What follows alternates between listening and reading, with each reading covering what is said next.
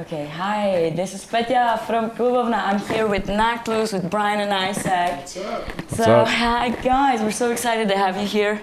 But this is your first time at this fest, right? Yes. How do you feel about Fajtfest so far? We're excited. Yeah, we got in last night. Got to sleep in. Came here not too long ago. Just watched Zulu. It's been awesome. Yeah. That's great. And I've heard that you've said several times that you still kind of try to be loyal to the Louisville scene, and that if you have a chance to visit a show back at home, that you do. Is that still true? Do you still have time to do that? Yeah, I mean, not all of us live in Louisville still, but we're all very, very much ingrained in our local scene, and even though he doesn't live in Louisville anymore, he's still very, very much a part of it, and so we definitely do our best to always stay involved and catch any shows when we can and play in different bands, and we definitely identify with Louisville scene a lot and do our best to stay connected. Yeah, well, but the thing is, can you still enjoy the shows the same way you used to, like before Nachtloos, you know? Is it still the same for you when you go? I think it is, yeah. I think that Louisville's like a much smaller city, so everybody just knows everybody. If anything, I feel like it's helped us enjoy it more because we travel so much that when we get to go home, it's like seeing our friends for the first time in so long and people that we've missed while we've been on the road. So if anything, I feel like it's made us love and appreciate it even more. Great, and your earlier shows, or like your shows in general, are characteristic with those like non-existent barricades, you know, wild pits, and being like very close to the audience. Is it still the way you love the most, or is it still even possible to do it this way?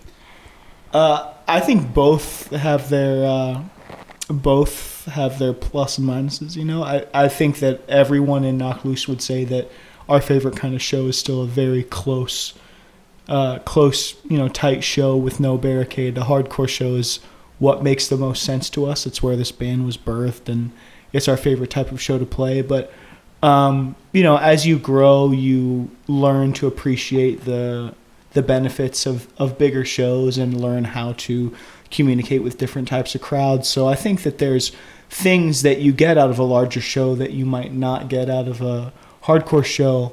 But I think our goal is always to try to bring the hardcore show to the bigger stage, you know, is to have that, even if it's a bigger stage, we want to still emulate the energy of a small club show. And I think that that's what this band has tried to do throughout our career. So I think if you were to ask any member, we would still say our favorite shows are still the energetic small ones. Yeah. That's great. I remember this older interview with Brian, and the little girl, she was interviewing you, and she was asking you, do you pit? And you said, no, I'm really scared. And then I was like, really? Because you always have these wild shows. So was that just a joke, or is that really true for you? I don't that much, but every now and then I will if I really like the band. But it was kind of a joke. I would say that all of us have our own ways of like enjoying it, and he's much more likely to mosh than I am, but every now and then it happens. Yeah, and you always say that you like experiment a lot, and that for a long time you weren't really sure about the sound that you wanted for Knocked Loose, or like you were just jamming. And after the last release, do you feel like this idea has gotten clearer for you?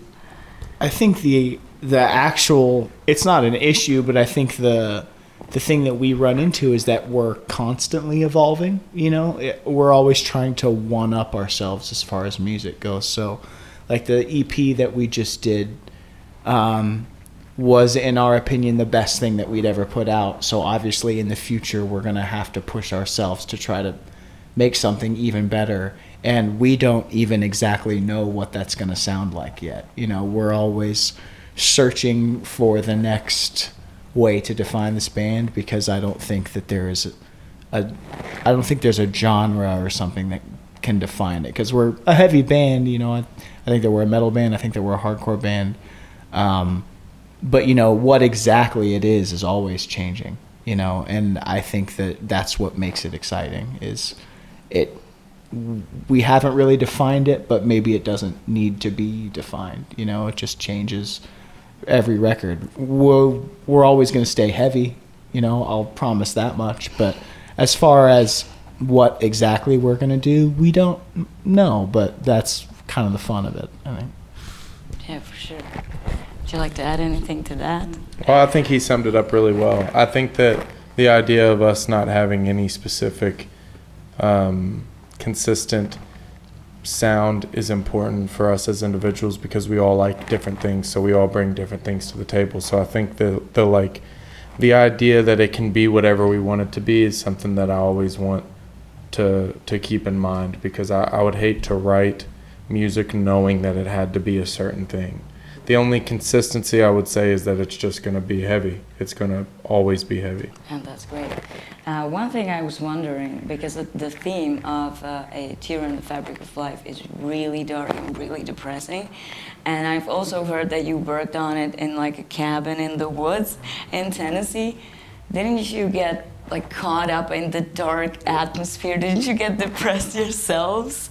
How did it go? I would say that it happened for us in a time period where we were all kind of in a dark place. I mean, things, and I can't speak for everyone, but the pandemic was in full swing and everything was shut down, and you couldn't go on tour, you couldn't go to shows, we couldn't do anything.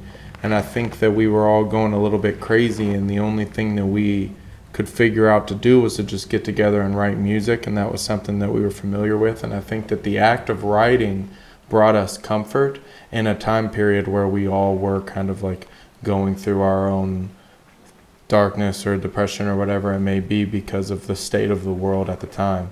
I think that it allowed us to put that negative energy into something positive. And for me personally, it was very therapeutic.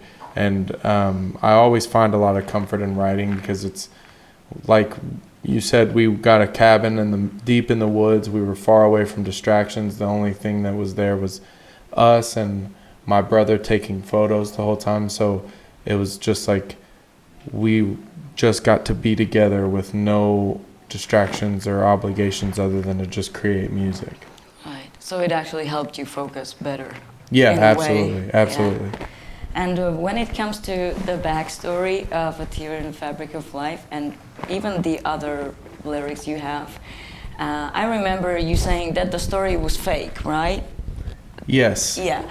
So do you get inspiration, for example, in some true crime shows or podcasts with these topics sometimes? I don't personally listen to true crime podcasts or television shows, but I do really like scary movies. I would say that the story was made up, but I pulled a lot of real emotions and experiences and things that I've gone through in the past just so that the story could feel real. I think the only way that the story could work the way that it did is if I introduced my real life personality to it. So it's not something that specifically happened to me, but there are a lot of feelings and emotions in the story that I've dealt with and that I go through. And I think that that kind of helped it feel relatable to somebody that has maybe never gone through something like that. Yeah. Okay, well, and when it comes to the film, the short film that was a part of the record, I remember you saying that it was a huge step for you. And one question that comes to my mind is, why did you choose to make it animated? Is there a reason? I think that that was just something that popped up pretty early in the process. I think that we took inspiration from animated videos that we'd seen. We thought that was the best medium to kind of express the story, simply because I think a live action version of that or anything like that would have been way harder to pull off. So because it's animated, there's a lot left to interpretation. There's a lot of metaphor there that you're able to convey, and you're able to make the art style whatever you want to. We went with who we decided to go with because of some of his other work, and we were like, there's an art style there that we really, really enjoy. And not only that, but I think that you can make it a specific type of creepy. You can give it a specific emotion that is very hard to capture using other forms. So I think that that's why we went with it, simply because we saw other work that he'd done, and we were like, that's the kind of vibe that we want. And then also something animated like that allows you to kind of go into different topics and express different things that you wouldn't be able to do in another format. What were your particular roles in that creation of the film? So, like he said, we got the idea really early on, and we knew the artist that we wanted really early on as well. His name is Magnus Johnson, and it kind of just snowballed. Like, we were like, we should get together and write. We should write an EP. We should write a concept EP. We should do a video. It should be animated. It should be like, it all just kind of happened naturally. So we contacted him pretty early on, and he was very excited about the project. And then from there, me and him spoke one-on-one, and I kind of gave him an outline of like the style that I was looking for. I explained to him the storyline. I sent him all the lyrics. I sent him like keynotes of things I wanted him to touch on visually. And I just knew that like I wanted it to feel realistic but a little bit exaggerated. Like the characters themselves, I wanted their features to be a little bit dramatic and just make things feel uncomfortable. And I think that he did a really good job at depicting that. And from there, me and him went back and forth for a very long time. He would work on something and send it to me, and I would give him notes, and he would send it back, and we would go back and forth up until it was finished. And he got on a roll at one point where he was just sending exactly what we were looking for, and there were just no more notes. So he would send it song by song, and I was so hyper focused on if it was right or if it was what we wanted that I didn't really get to take in the entire project. So he would send a song, and I would be like, this is good, keep going. And then he'd send the second one, I was like, this is good, keep going. And when he sent the sixth one, I remember watching it and being like, we're done. And then I got the band together, we were on tour, and we put it on a big television, and we sat there and we watched the entire thing from beginning to end. And that was the first time that I was like, holy crap, like this, it's done, and it's incredible. And he like knocked it out the park. He did exactly what we wanted him to do. It was a very, very rewarding feeling to finally see the finished product. I feel like we've never created something that in depth from scratch, so it was like we made this, and it was very awesome. And after this time that has already passed from the release, do you see it as a one-time thing, or would you like to go further with these projects?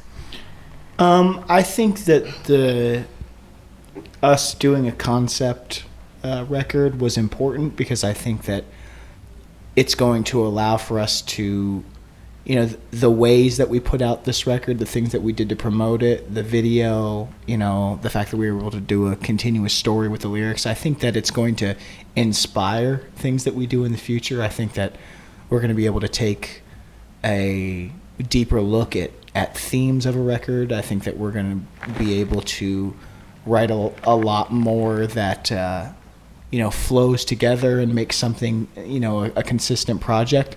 I can't say for certain that we'll ever do a concept EP again, or a concept record again, but I think the fact that we were able to pull off a story like that and a video like that is just going to make the next record, it's going to make whatever comes next an even bigger idea, where it's going to push us to try even harder to make something unique and make something that's special. Because when that record came out, we were really like, oh, wow, we really pulled this off. We were really able to make this story. We were able to get this video done. We were able to have all the art be consistent and exactly what we wanted. And so it's just going to push us to care even more in the future, I think. You definitely have a right to be proud of yourselves. Thank you. And one last question for you guys. When it all gets really overwhelming and exhausting during tour, for example, what do you do to stay sane, basically?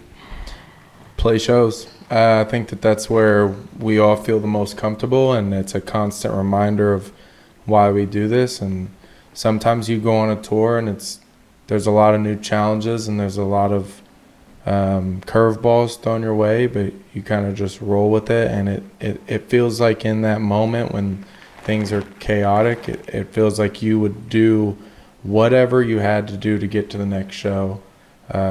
Whether the show be good or bad, you're just doing anything that you can to get there. And so I feel like that's like a constant reminder. It's like having a little reward every single day for everything that you go through and all the things that you miss out on at home and being homesick, and then you play the show and it's like, yep, that's why I'm here. Like therapy. Yeah, therapy, exactly.